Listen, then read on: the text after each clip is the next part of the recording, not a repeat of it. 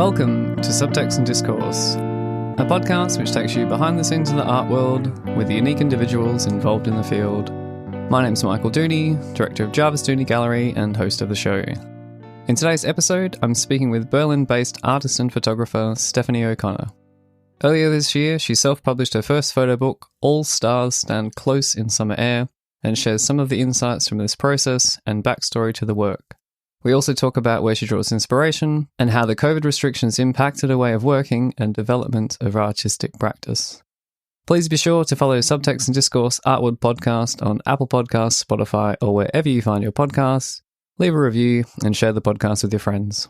Now, without further ado, I hope you enjoy my interview with Stephanie O'Connor.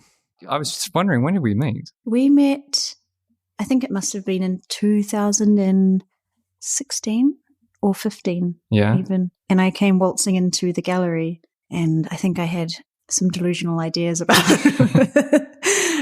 I don't know, about wanting to do a solo show, but I hadn't, wasn't grounded yet in Berlin. So I was, Was that when you moved that's when you moved to Berlin? I moved to Berlin technically in 2015, but I think I was a little bit unmoored from the city for a while. I was traveling around to some dance festivals, and then finally in, I think, the very end of 2015, beginning of 2016, I stayed in Berlin. Okay. And so originally, you're from New Zealand? I'm from Aotearoa, New Zealand, yeah. Yeah. And you studied fine art? I did. And you specialise in photography or? Well, funny story, yeah. I went to Elam School of Fine Arts at Auckland University in Tāmaki Makaurau, Auckland in New Zealand, and I was sort of led to believe that it was a specialist. So for the first year, it would be interdisciplinary, and then the final 3 years was specialising in what I assumed to be photography or sculpture, painting, etc. And I arrived at Elam, and they had completely changed the structure of the course, I guess, and became 4 years of interdisciplinary work. Oh, was that a good thing? Chagrin. No. I know, but I think upon reflection, I don't want to be too cynical. It did help me become a better artist in the capacity of narrative formation, conceptualizing, engaging with different artworks that's not solely photography. I think it is essentially a positive thing, but I did miss out on the technical side of photography, which I was craving, because in that respect, I'm not a huge autodidact, and I had to become one because I just didn't have that. Yeah. Yeah. So it was more of a university than a technical college or anything? For sure. It was not a technical college. It was coupled with doing arts papers, we had sort of critical studies and all this kind of stuff, which is, That's a good foundation though. Fantastic. So now that I'm a bit older and aging millennial, I can look back with a bit more positive sheen over it, and I can appreciate what I learned there. Yeah. And how long after graduating did you come to Berlin? Oh my gosh. I mean, I graduated in 2007. Do you know what I mean? It's like I'm older now. So I graduated in 2007 and I moved to Berlin in 2015. Oh, so what brought you to Berlin then? Well, or it was a bit of a later decision, rather. Yeah, I mean, it was for me later. As well. I was 27 when I moved overseas. Right, okay. So it was very impromptu, I guess. It wasn't a grand plan to uproot my life and live somewhere else. It was just this whole working holiday thing that was you're eligible for before you turn 31. I was 30, going to turn 31, and I was like, okay. It's now or never. Now or never. And, just using that privilege, essentially, that we have with Germany and with other countries. It was basically deciding between Toronto in Canada and Berlin. And Toronto, although I'm sure it has plenty to be excited about, it didn't seem too culturally dissimilar to New Zealand. So it didn't entice me as much as somewhere like Berlin and the richness of Berlin's history. And I trusted people that had been there, that loved it for the reasons that I might find it interesting, safer than New Zealand. I don't know. It was enticing, and it definitely lived up to the expectation that I had for it. And so you work as a retoucher, I work as a retoucher, but I feel like the word is a little bit, it doesn't do it justice. Which is what I wanted to ask you about. What does a retoucher do? Because I suppose since digital photography, retouching has always existed, but I suppose maybe the general public's perception of it probably doesn't necessarily align with not at all. From a professional's point of view. Exactly, but I think it's a huge sort of macro term. And then there are things that are quite menial, sounds patronizing, but more menial work, like taking a crease out of a photo or something like this. I'm not doing retouching in that capacity, and I'm also not doing physical retouching onto artworks and stuff like this. I work at a company called Recon Berlin, and it's a CGI and 2D department. And, it's like hardcore compositing and grading, and, it's tricky stuff. So we have, huge clients. We also work a lot with artists. But so it's a cool job. And I've been doing it for a while now. Did you imagine you would be doing that after studying art and photography? I was obsessed with post-production. Oh, you were? I was always obsessed with Photoshop from probably before photography. This idea of tinkering and sort of this notion of building things, sort of visual problem solving, creating alternate worlds and all this kind of stuff. And I used to make cheesy, terrible things in Photoshop when I was a kid, basically. But I digress a little bit. That's okay. So on the topic of the retouching and things like that, I guess, how do you feel with all the AI stuff and how people are reacting to it and saying it's taking away jobs from photographers and AI is like destroying photography or it's image generation or something? Like, I suppose that style of production or post-production has existed for a long time to a certain extent. Yes, but it is the yes and, right? It is both sort of a tragedy and also it can be harnessed to, for example, in my job, help my job a lot. I've been recently using the Photoshop beta AI function, and you can't use it yet for commercial use, but just trying things out, and it is wild. Oh, okay. For example, it's really helpful with something like image extension.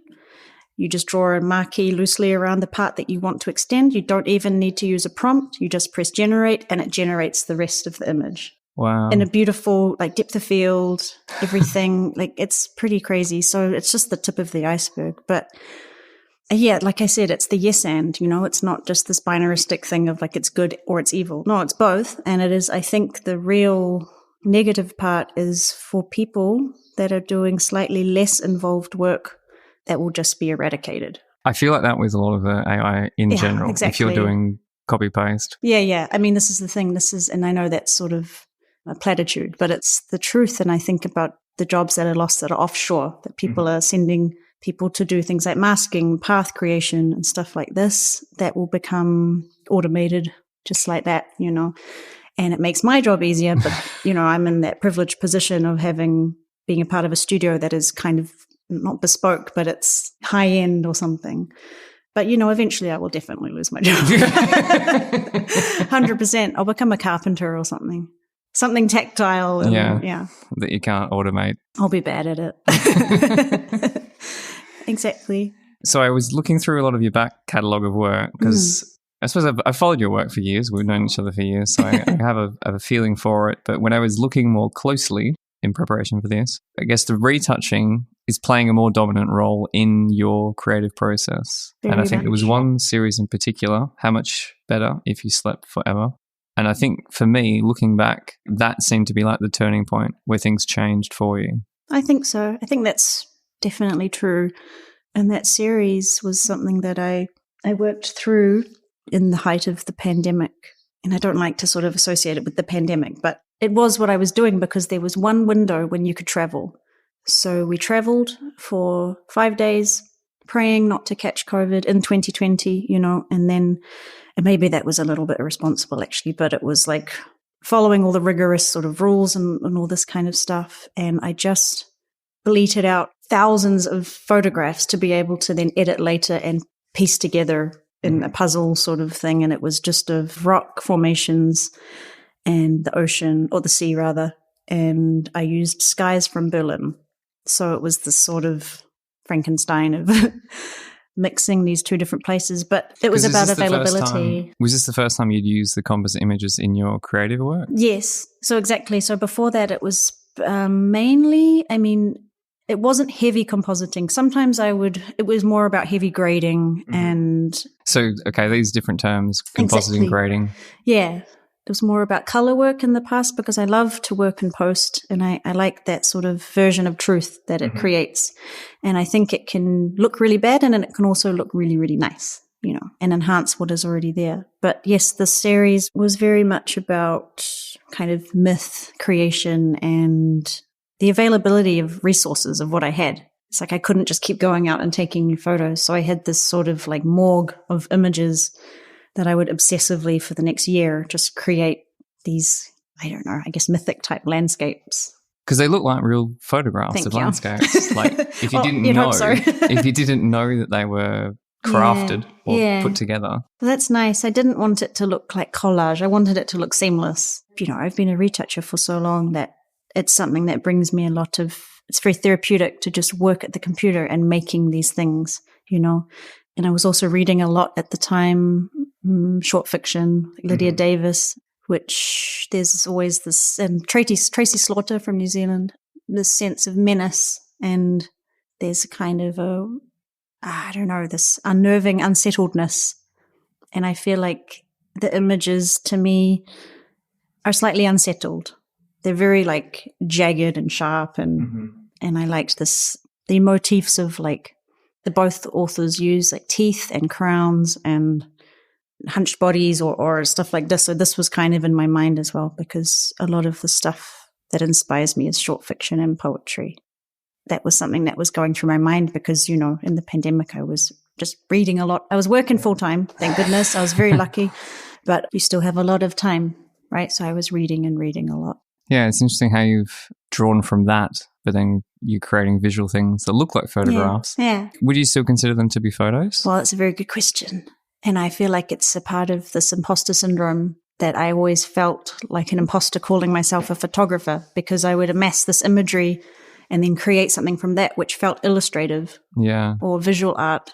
But it's like, no, actually, upon reflection, the intention is to get the focal length through the lens, right? It's like, that's the focal length that it's going to stay. I'm not going to make things bigger or smaller. It should be believable in terms of depth perception and stuff like this. So I do think that it is photography. It's just not documentary. Oh, that's a good way of putting it. Yeah.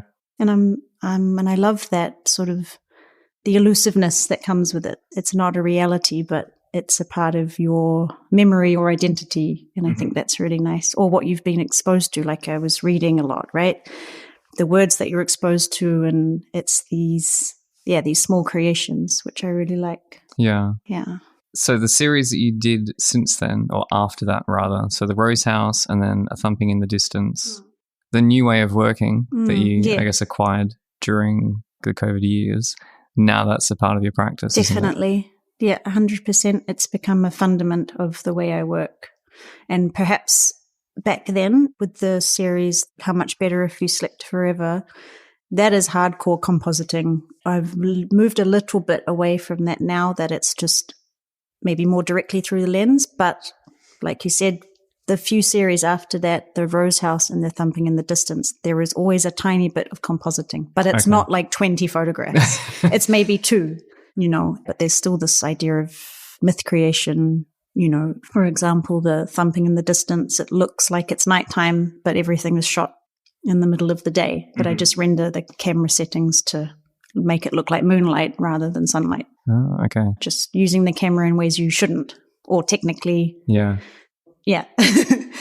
Because when I was reading through a lot of your texts as well, you do talk a lot about memory with your works. And I think when I was looking at them, I thought, the way that you treat the color in them, I don't like when you say, they have a dreamlike quality, but they look like what you imagine a dream to look like, in the same way that when you look at a black and white photograph, it looks like the past, or it looks like a memory. Oh, I like that though. I know what you mean about saying dreamlike, but if the shoe fits, But this idea of memory has really anchored my work, especially since leaving New Zealand. It has become about your identity and the way you remember your life. And I think there's a quote from Eto Adnan, the poet and painter who died recently in 2021. And she says, memory is your identity and what you remember of your life. And this resonated a lot with me and her partner, Simone Fatale, who is a sculptor who is still alive. They have this beautiful conversation together. Well, it's a conversation with an interviewer, but it's about them and also to each other. And they have this beautiful relationship, right? But Simone talks about this idea of, I actually have it here. It's a really beautiful, beautiful quote. She says, memory is something that surprises you. It's your identity. It's yourself.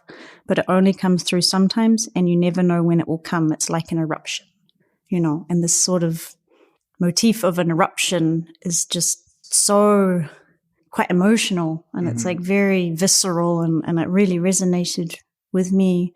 Particularly that conversation between them was something that's so fertile and so beautiful. And they talk about their art practice and how they view the world.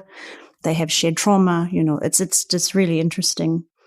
Yeah, this idea of memory, it pervades all my work now without even realizing, it's just there because I live away now for 7 years, and it is my own doing, and I have a lot of processing to do. Yeah.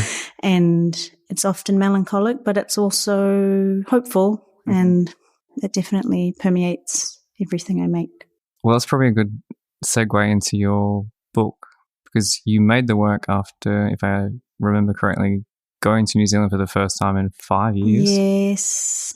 Oh my God. Yeah, it was a lot. It was a lot. I really wasn't prepared for the intensity. Because I assume this was post-COVID. This was when was it? Time dilation. It was, 2022. And yes, so they had literally just opened the borders. And so thank goodness, it was such a relief to be able to go home. I still went through quarantine. I had to stay in a hotel, and thank goodness my work paid for it, because it was just a luxury of the wealthy to be able to even go home. But upon arrival, I was just overwhelmed completely.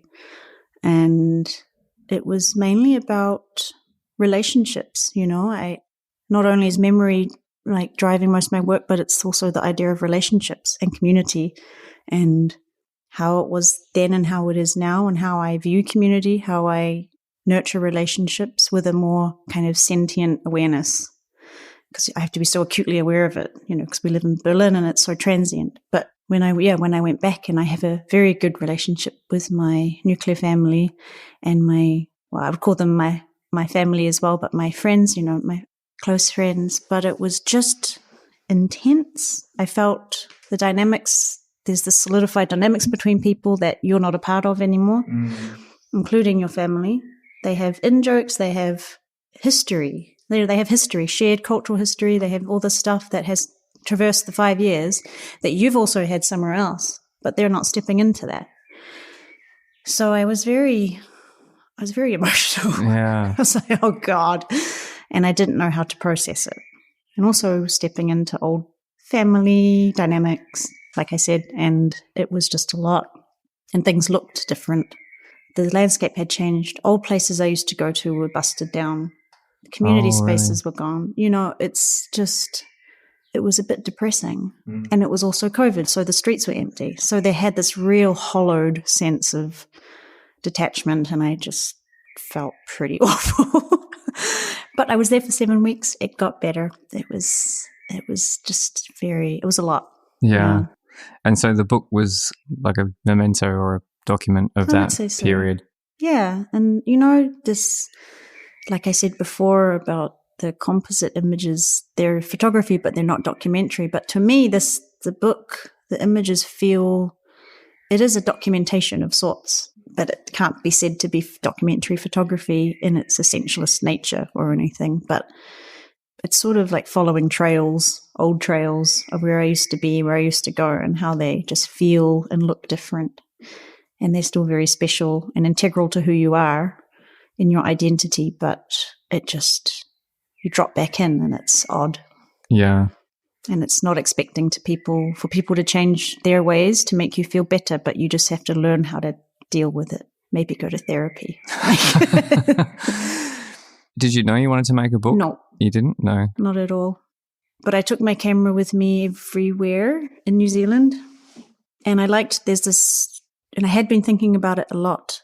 in the previous 2 series, but there's this Canadian artist, Moira Davey, and she talks about, she's a photographer but also a writer and on many artistic practices, and she has this text called On Photography, and she talks about this type of photographing which involves like purposeful drift. So you're just going out there relying a little bit on contingency, but there is a purpose, right? And she also talks about this idea of like the enterprise of it, of collecting and absorbing. So you're just going out and you're collecting. This is how I interpret it. I might be, you have your own lens when you read things. But I had this idea in my mind that I would just be collecting and collecting without an idea of what I'm necessarily creating. But I'm just collecting these images from my life that I used to have. And the idea comes later when I obsessively grade and work through the hundreds and thousands of images, So how was it putting the book together then? Because if I understand right, you were probably more subconsciously documenting the experience. Yes. And I guess editing and selecting and well, would have been later when you got back to Berlin. Much later. Yes, like 10 months later or something. I actually have wanted to make a book for a while, but it had to feel right, It's not this idea of just, I want to make a photo book for the coffee table, It's like it has to have an intention and a reason. And it was in the back of my mind. And then on Instagram, I saw that there was a photo book making workshop at Bildband Berlin photo book store with the Polish artist Tomasz Laksny. I'm going to butcher his last name. I'm sorry, Tomasz. And so I paid for it and I went and it was great and he was wonderful. And then that really started to put it into motion. And so, I worked with him a lot on the sequencing and editing. That's when it really started to get some propulsion, I guess. Yeah, because you collaborated with a lot of people. Like You had a book designer and you had a writer. It's not just your first, I'm going to do a photo book and then I'll do it all myself and see what happens. Like you really... That didn't appeal to me at all. It's a reflection of who you are a little bit. I was like, photography can feel so solitary, and I don't... Sometimes it's wonderful. I could work for weeks on end just at the computer, going out, taking photographs, and it brings me a lot of joy. But it was a bit melancholy to think about doing this alone. And, like I said, it's about this rethinking how you think about work, how you think about your relationships. And I wanted it to be a communal effort and I wanted to feel togetherness, and it made such a big difference. And also like, I'm good at what I do and I don't necessarily have to be a fantastic bookbinder or, we did the practicing and it was wonderful. It's very therapeutic, but I am not bookbinding 80 books. No. No way, mate. Like, not at all. But how did you find all the different people? Like, how did you even start? Well, it was with this Tomasz workshop and then his partner, she's an amazing photographer. Oh my gosh. Her name on Instagram is The Final View. She was there as well. So he was editing. There was about 10 people there. He was editing everybody's work. And then I was talking to her. Her name is Sayuri Ichida. That's right, a Japanese artist. And she had worked with a bookbinder that had bound her current work. And it was so beautifully done, so elegant. And I got the contact and talked to her on Instagram. Tina de Salta in Belgium. And, it's always nice to have a conversation first because you don't want to work with just anybody. Like, what if they have terrible views on the world? Do you know what I mean? So it's like we have a chat first and we get to know each other and then you see if you align. So that was really nice and she's great. And we went from there and she knows a lot and that's what I needed. I needed somebody to really help me and otherwise I would be floundering for years, Yeah. So, and I didn't want that. No. So what was the timeline then from... It was quick. It was quite a few months of sequencing with Tomasz. So outside of the book making workshop, we were doing online sessions and he has such a wonderful sensitivity and he's just a great person. And then when I started talking to Tina, it became a bit more of a passion project. So I got it for a better price, thankfully. But then it was less time. So maybe 2 months. Yeah, wow. That's really fast to turn it around. It was fast and it was like every day obsessing over details, which I think you should do, Yeah. Test prints, thank goodness. Oh my gosh. Can't imagine not doing that. And just me being neurotic and asking a million questions, both to Tomasz and to Tina. It was a lot of work, but it was very satisfying as well. Yeah, absolutely. And you published your first book now. Self-published. It's nice, though. It's nice to have something tangible that you make and you feel proud of. I can't look at it at the moment. No. I need to have some time. Were there any unexpected things like throughout the process? You thought, I didn't think I'd have to do this? I mean, when I got the test print, I was like, holy shit. As a retoucher, I should have seen this. Okay. There was, because the paper's beautiful, but it has this quality of just showing up everything. And it was like, oh man, there's this white splodge there, and there's this, and just looking at it under a loop and just being like, and I would just completely, for like 2 days straight, just fixed everything, and also the way that the blacks react with blue next to it. So they didn't sort of blend beautifully like they do on the screen. It would see like a hard edge, and it's like, if that had been printed, I couldn't show anyone. Yeah. The integrity would just be in the toilet, I'm like, no. So I was so thankful, of course, to get test prints. And that was the first thing that Tomasz said. He's like, you have to do test prints. It's like, yeah, of course. It makes sense. So that sounds like a very good, important lesson to learn. But if other photographers that are listening are thinking, it's going to take me forever to do a book, and then you say, I did my book in 2 months. I mean, 2 months is an overstatement. I did it over a year and 2 months. Yeah. But with all the image formulation and conceptually sort of engaging with it, it was more that Tina was like, I have the bookbinder and designer. I have from here to here, and these are the slots I have. And it's like, okay, shit. And then just working rigorously in those 2 months to get it done. So I guess having a timeline and a plan is really, really important. Definitely, yeah. Exactly. I think having a timeline, having a plan, having support. And I know these things can be expensive, and I would have done it alone and maybe done a few copies if I had to, but I was so determined not to. Yeah, I would have asked around more if it didn't work with Tina. Yeah. But, I was also incredibly lucky, and this is another reason it brings back to community, is that I did a fundraiser for the book, which paid for the book. And I was so moved by the fact that happened. I never expected it, but it showed, that wonderful people can be. Yeah. And if it's just a little bit here and there, it's not much for the person donating. But if it's the collective, it was so lovely. And I mean, there was also incentive. I gave prints and, like good quality prints and stuff. But, it was just very touching. And so it made my life much less stressful. Yeah. Because I cannot afford to just fork out, $4,000 for this and got to pay rent, Yeah, exactly. Yeah. So the book's finished now. You have a physical copy. But I guess now the next chapter of it starts really where you have to promote it and exhibit it. So what is the... So for the past few months, I guess, since it's been officially self-published, I've been quite, applied, or I guess in how because I'm a real rookie, and I have no shame in asking questions and revealing that it's like a new thing for me. I think that's a really important skill to have, is to not be afraid to ask questions. Oh man, the humility, if that's something that we can learn, that's the best quality, I think. And not being afraid to just, in a polite way, of course, approach people, say, hey, I've got my self-published book. Would you like to review it? I'll send it to you. So I've been doing that, which has been really nice. Sending it to reviewers, approaching bookstores, photo bookstores, which has been successful and also not entirely successful. Some people in New Zealand haven't even responded to me. And, that's fine. It's fine. People have busy lives, and it, sometimes I don't know where it fits.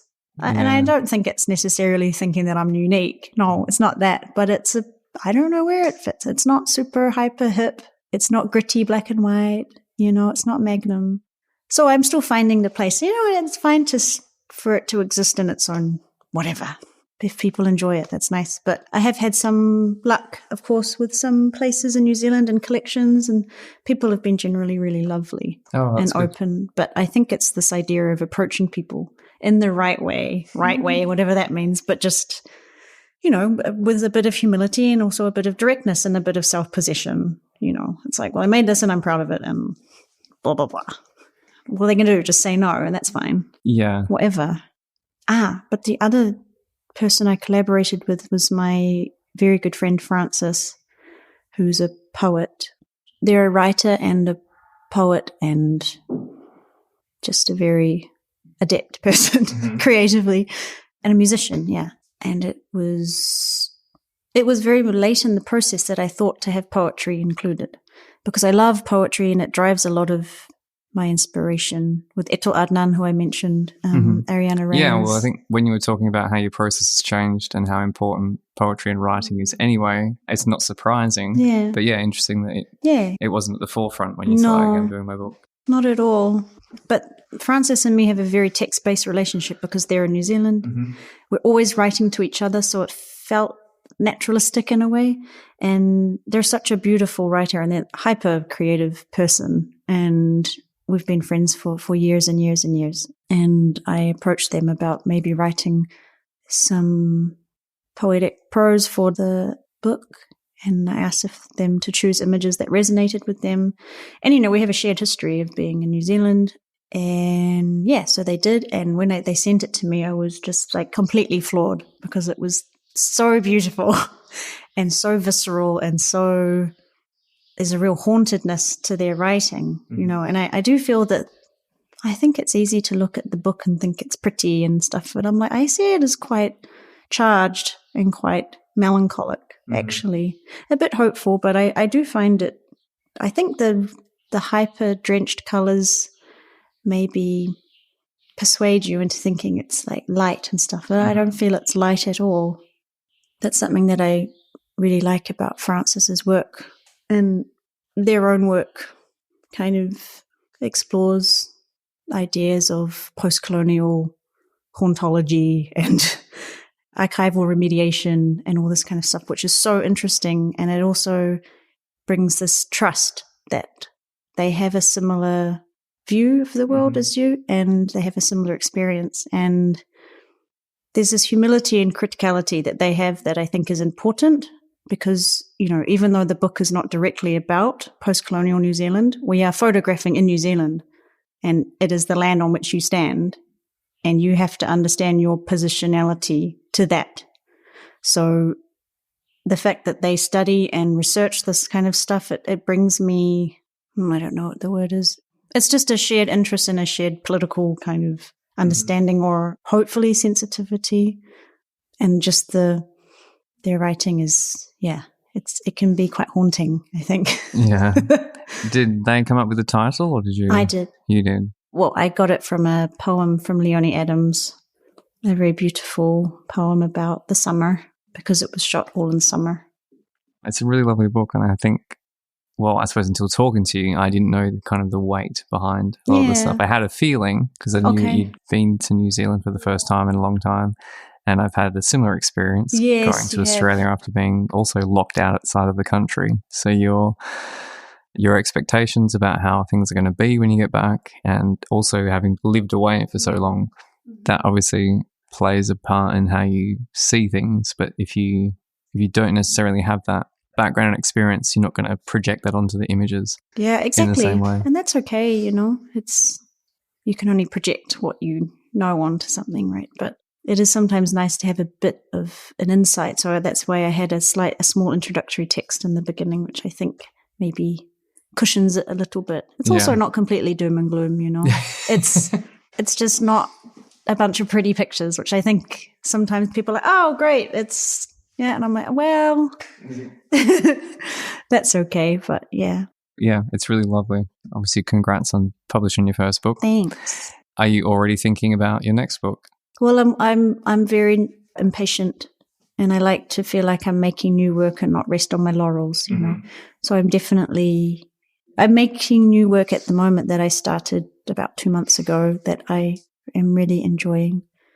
So is that Under the Weight of Flowers? Under the Weight of Flowers, yes. And are you still carrying on the composite and the other things? Yeah, because I thought they are quite different. I think that's good. I'm glad. Aesthetically, it does seem to be a departure, a change, something different. I'm super glad that you said that because it's nice to feel like you're evolving. No, these are one shot. I got a macro lens that I'm obsessed with, and they're just very, hopefully more intimate, warm images of flowers, nature, and of my found family, I guess, in Berlin, and close-up of eyes and all this kind of stuff. But it's very dear to me, I think. Yeah, it's sort of this emergent spring feeling for me anyway. And I know that it was started to be photographed at the beginning of spring. And I've been reading Etel Adnan's The Spring Flowers Own poetry book, which is just the most beautiful thing in the world. And it's so inspiring. And it has this sort of super beautiful aesthetics sort of around, almost like mortuary, but then like rebirth and like flowers. This motif of flowers is so strong, obviously, throughout the whole book. This made me think about, this thing that her partner Simone Fattal said about memory. You never know when it will come up, and it's like an eruption. And I started to think about my relationships in Berlin and how important they are. And then my relationships back home, equally important, but I can't nurture them in the same way. Mm-hmm. And then thinking about, these memories I started to have about growing up with gardens. And I don't have that in Berlin, right? It's a bit of a concrete jungle. We have parks and stuff, which is wonderful, but gardens was such a constant throughout my life. And my mum, had green thumbs, and she loves flowers. And it was just this thing that was sort of missing in my day-to-day life in Berlin. And I started to really think about it a lot. And I guess the intention with the work is this curation of a garden. And it might sound a little bit cheesy, but it's this, gardens are essentially curations, and it's finding parts of bodies, of friends, eyes, hands, mouths that become flowers. Their eyes are flowers, flowers are eyes, like bubbles in the water, swans, and just, this creation of a garden out of various parts of things for a sense of comfort.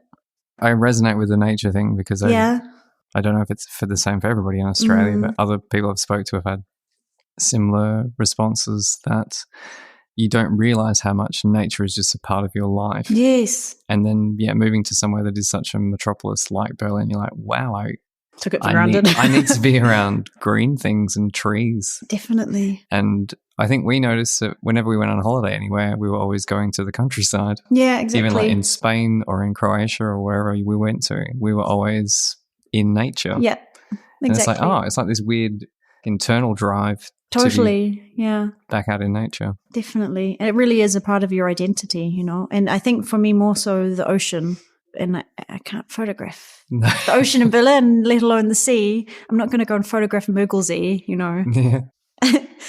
But it is this kind of search for things. Like I walked around the whole of Tiergarten and I couldn't find a single flower. Really? And I was like, it's huge, right? It's big, yeah. I walked for about an hour.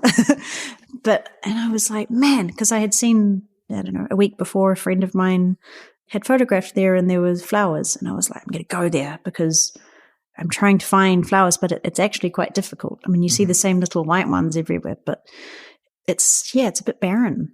So it is kind of the search for things, which is quite fun, but also just memorializing my friends as they are now, because they may move back to wherever, know, and they're all from completely different places. And it's this sort of fear of that, I guess just like the spring, they're emergent and then they will be fragile and die away. And then it's just this feeling. But also, I feel like it's a bit of a warmer series, a bit more hopeful somehow. Yeah. Not that the other one's that depressing, I hope. I don't think it is. I don't think maybe so. This is more. It's just more charged, that's all. Maybe the newer work's more coming to terms with how to process it. I think so. And it's nice that you said that they look different, because it's always good to know that you're moving forward a little bit, right? Well, really good to learn more about your work, what you're doing. Thanks. Again, congratulations on your book. And thanks for having me. I look forward to seeing where it goes from here. Thanks. I hope you enjoyed my interview with Stephanie O'Connor. It was nice catching up and gaining a more in-depth understanding of her process, in particular the context behind her debut photo book, All Stars Stand Close in Summer Air. In the show notes, you can find links to Steph's website and her Instagram page. Since recording our interview, Steph was announced as one of the Lens Culture 2023 Emerging Talent Award winners, so I've included a link to that as well. If you have any questions, comments, or feedback to this or past episodes of the podcast, please don't hesitate to get in touch. In recent editions of the show, the subject of photo festivals and how beneficial they can be has been spoken about, so I've been putting together a list of international photography festivals, art fairs, and book publishing events, which you can access on my website, www.michaeldooney.net. There is a link on the top right-hand corner of the homepage where you can access the database. Subtext and Discourse Art World Podcast is streaming on Apple Podcasts, Spotify, and on every major podcast platform. If you enjoyed this episode and know someone else who would appreciate it, why not send them a link to the show? That's all for now. Thanks again for tuning in. My name's Michael Dooney, and you've been listening to Subtext and Discourse.